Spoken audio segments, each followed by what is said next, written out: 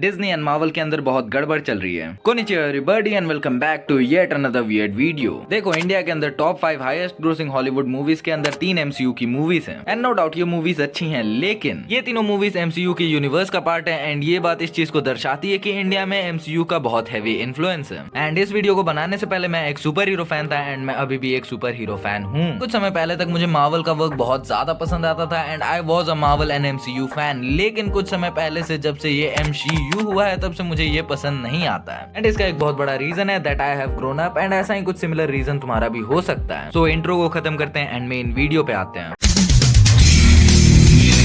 So to begin with मेरे को लग रहा था कि फेज 4 अंडरवेलमिंग है and due to certain creators मेरे को लगने लगा था कि फेज 4 अंडरवेलमिंग नहीं है। एक्चुअली वो सेटअप कर रहा है फेज 5 को एंड फेज 5 अंडरवेलमिंग ना होके वो बहुत ही ज्यादा अमेजिंग होगा। And see, I don't hate the creators, actually I like the creators and to be honest I am a very introverted guy and इसी वजह से मेरे अंदर बहुत ज्यादा कॉन्फिडेंस नहीं है। बट इन क्रिएटर्स को देख के मेरे को लगने लगा था कि I can make videos and I am making videos now. लेकिन इनके साथ एक बहुत बड़ी दिक्कत है। देखो, मार्वल का फेज 4 ऑलरेडी बहुत ज्यादा अंडरवेलमिंग था एंड फेज 4 से अगर तुम स्पाइडरमैन नो वे होम हटा दो तो उसके बाद से कोई भी ऐसी मार्वल मूवी नहीं है फेज 4 के अंदर जो कि गोट कैटेगरी में आती है। And spiderman no way home के केस में भी ये केवल नॉस्टैल्जिया की वजह से हुआ था, लेकिन I think we can ignore that क्योंकि मुझे एंड गेम से ज्यादा मजा स्पाइडरमैन नो वे होम में आया था। लेकिन अभी भी मार्वल की मूवीज चल रही है इंडिया के अंदर एंड तुम उन मूवीज को देख रहे हो, उन्हें अपना पैसा दे रहे हो and I am not against that. तुम्हारे पैसे हैं, तुम जो चाहे वो करो। बट ये क्रिएटर्स तुम्हें मार्वल के इस साइड के बारे में नहीं बताएंगे क्योंकि अगर वो ऐसा करेंगे तो वो मार्वल की ब्लैक लिस्ट में आ जाएंगे। लेकिन मैं ये कर सकता हूँ क्योंकि इस सिनेरियो में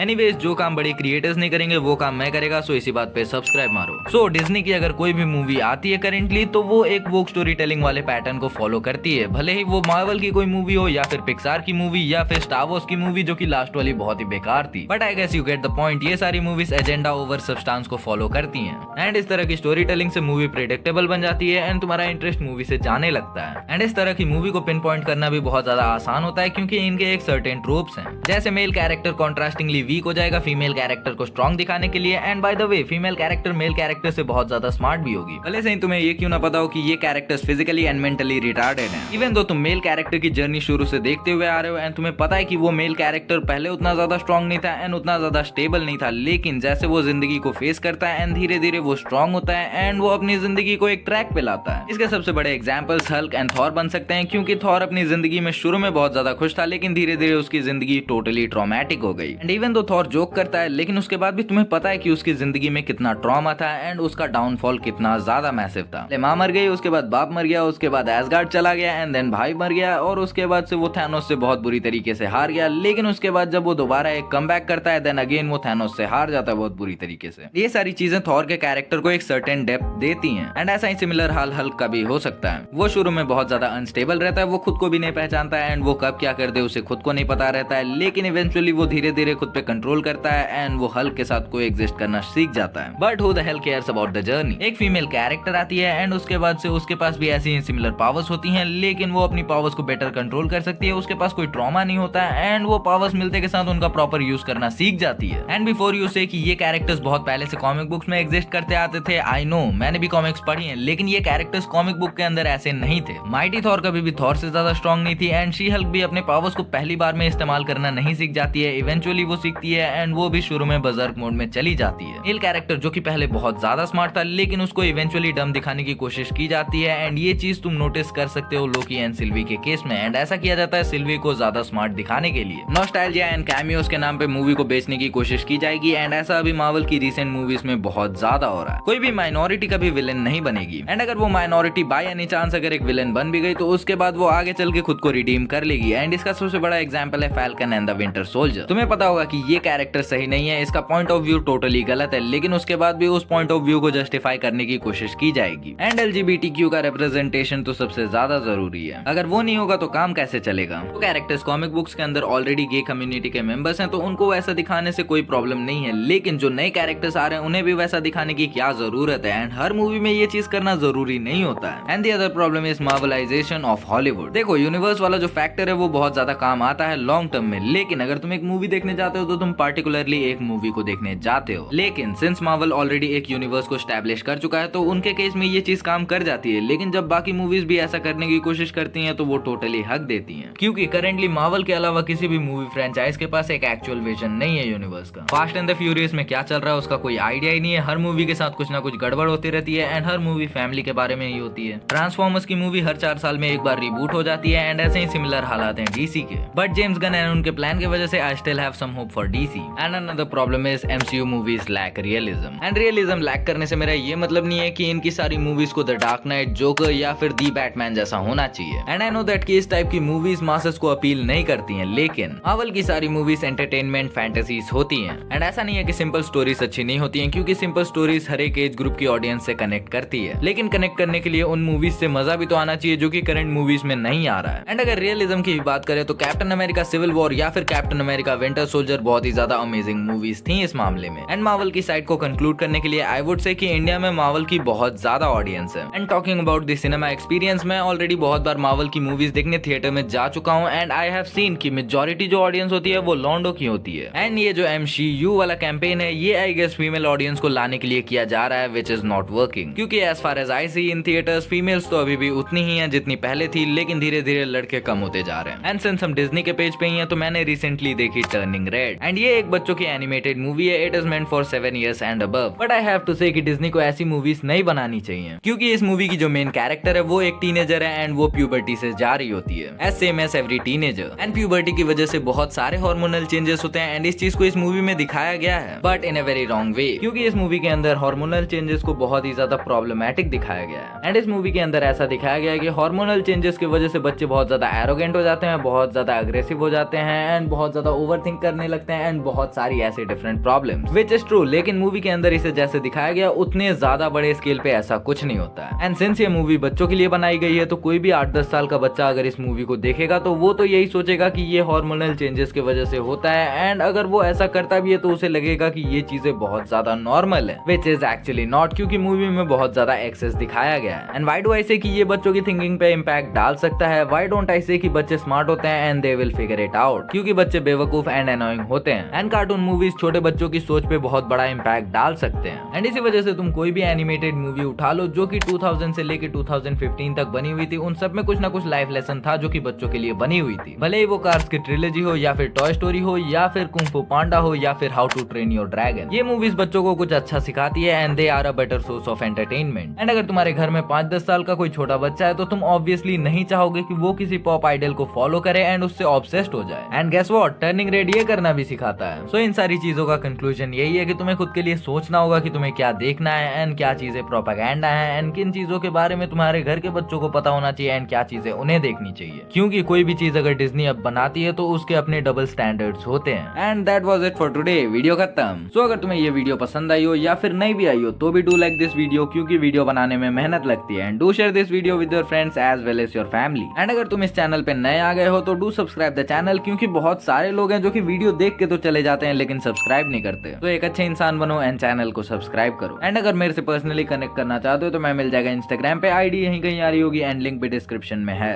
and till we meet again, peace out. Oh, and in case I don't see you, good afternoon, good evening, and good night.